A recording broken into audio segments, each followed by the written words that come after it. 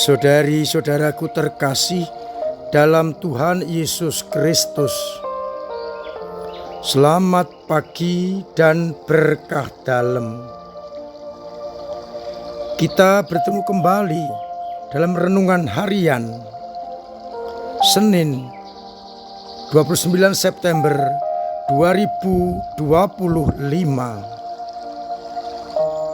Hari ini gereja merayakan Pesta Malaikat Agung, Mikael, Gabriel, dan Rafael. Tiga malaikat yang menjadi duta Allah kepada manusia untuk menyampaikan firman dan kehendak-Nya. Cerita tentang malaikat-malaikat bersumber pada kitab Wahyu yang menggambarkan antara kebaikan dan kejahatan. Malaikat Agung, Gabriel, Rafael, dan Mikael adalah malaikat-malaikat kebaikan yang terus menyampaikan kehendak Allah kepada umat manusia. Malaikat itulah yang seringkali digambarkan menjadi corong Allah, perwujudan Allah kepada tokoh-tokoh perjanjian lama. Karena pada waktu itu Allah dianggap sebagai yang jauh, tak terselami. Sehingga para malaikat diutus untuk menjadi perantaraan. Sabda Tuhan hari ini, bacaan yang pertama dari kitab Daniel, digambarkan bagaimana Daniel melihat penglihatan tahta-tahta dipasang dan duduklah seorang yang lanjut usianya. Pakainya putih dan beribu-ribu malaikat melayani dia. Sedangkan dari bacaan Injil Yohanes bab 1 ayat 47-51 berkisah tentang pembicaraan Nathanael dan Yesus. Ketika Yesus mengerti Nathanael di bawah pohon, Nathanael menegaskan imannya. Engkaulah Yesus yang datang dari Allah. Engkau anak Allah, engkau raja orang Israel. Namun menegaskan, kamu akan melihat lebih besar lagi bagaimana malaikat Allah turun naik atas anak manusia dan melayani dia.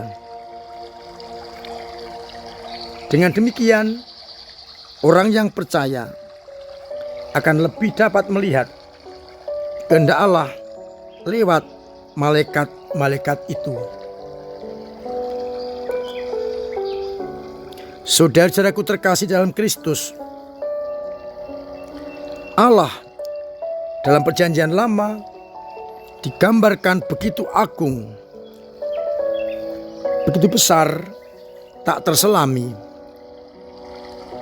Maka orang tidak mungkin berhadapan Allah secara langsung. Oleh karena itu Allah lewat para malaikat menyampaikan firman dan kehendak-Nya. Kita tahu banyak tokoh perjanjian lama yang mendapatkan kabar dari Allah. Yakub dalam mimpinya bergula dengan malaikat.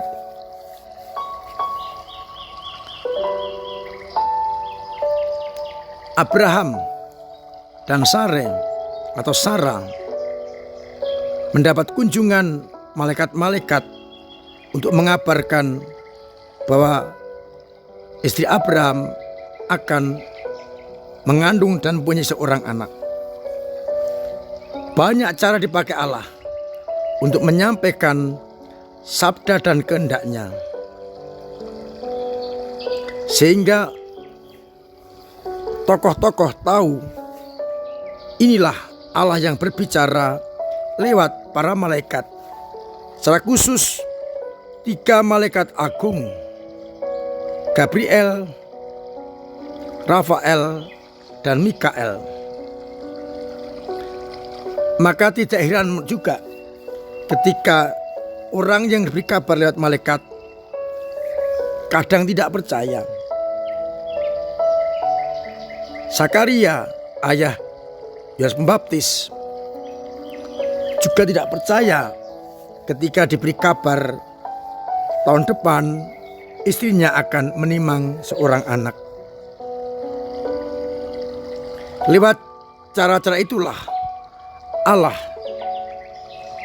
mendatangi dan melawati umat-Nya. Lewat perjanjian baru, Allah berbicara lewat anak-Nya sendiri. Maka lewat malaikat-malaikat kita dapat mengerti kehendak Allah, apa yang harus dilaksanakan, sehingga kita hendaknya selalu peka akan kehadiran sang malaikat agung Mikael, Gabriel, dan Rafael. Meskipun kepada kita masing-masing juga diberikan malaikat pamomong atau malaikat pelindung yang akan menghantar kita kepada Yesus dan mengingatkan kita bila kita agak menyimpang dari perintah Allah. Masalahnya adalah apakah kita peka akan peringatan dari malaikat-malaikat pelindung kita. Pendek kata, Allah ingin agar manusia tetap menjadi anak-Nya yang setia. Maka malaikat-malaikat diberikan untuk menjaga, mengingatkan, melindungi, dan menghantar menuju kepada sumber terang sejati, yakni Yesus Kristus. Pertanyaannya adalah, apakah aku setia untuk mendengarkan gerakan, bisikan, dan tuntunan dari para malaikat itu? Harapannya kita semua mendengarkan gerakan dan suara malaikat agar kita mampu dibawa menuju kepada surga abadi. Maka mari ajakan saya untuk peka akan tanda-tanda gerakan para malaikat pamomong kita masing-masing, dan juga malaikat 3 besar, Mikael, Rafael, dan Gabriel.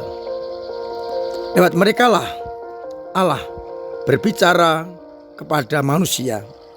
Mudah-mudahan suaranya terus bisa kita dengarkan. Jangan sampai tertutup oleh suara-suara duniawi yang mengelabui mata kita dan pendengaran kita, sehingga akhirnya juga kita hidup menurut gerakan dan bisikan malaikat yang selalu menuntun kita. Tuhan memberkati kita sekalian. Amin. Marilah kita berdoa. Bapa yang penuh kasih, kami bersyukur karena Engkau senantiasa menghendaki agar manusia hidup sesuai dengan kehendak-Mu. Maka Kau utus malaikat agung-Mu Gabriel, Mikael dan Rafael. Setelah juga kepada kami berikan malaikat pelindung, malaikat pamomong yang terus akan menjaga kami untuk setia kepada kehendak-Mu. Maka bukalah hati kami bagi sabda-Mu, dan lebih-lebih bagi suara-Mu lewat para malaikat, agar akhirnya itu menjadi pegangan hidup kami, dan kami pantas menjadi anak-anak-Mu karena setia kepada-Mu. Kuatkan iman kami yang kadang lemah, kurang mendengarkan suara malaikat, yang kadang jatuh, kadang mandek, bahkan kadang hilang. Semoga dengan kekuatan rahmat-Mu, kami tetap semakin bersatu untuk menjadi anak-anak-Mu dengan senantiasa mendengarkan suara malaikat. Semoga umat-Mu yang sakit Engkau sembuhkan, yang punya beban berat Engkau ringankan, yang punya persoalan Engkau bantu untuk mengurai, agar akhirnya dalam situasi apapun kami tetap menyerah kepada kehendak-Mu lewat bimbingan malaikat-malaikat-Mu. Untuk itu sertai kami dengan berkat-Mu sendiri, Bapa dan Putra dan Roh Kudus. Amin. Saudara-saudaraku terkasih,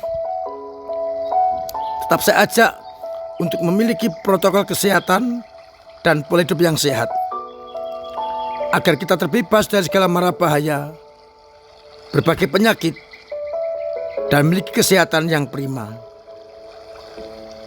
Bila kita sehat, sama kita juga sehat, terutama keluarga.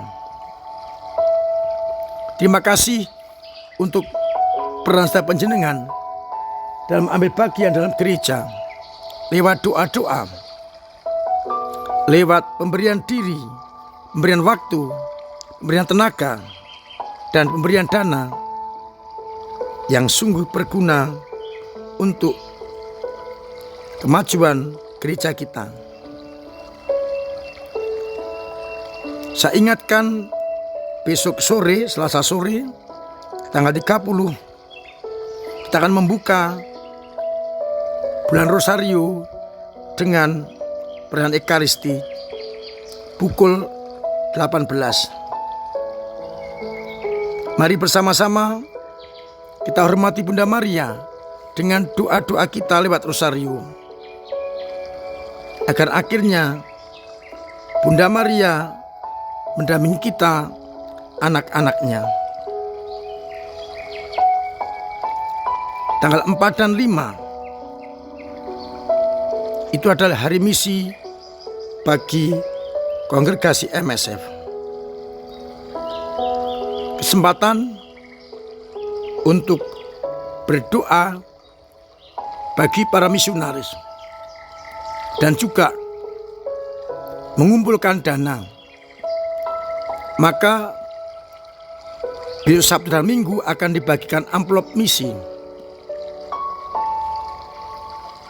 Yang sudah ngastok uang bisa langsung diisi dan dimasukkan ke dalam kotak.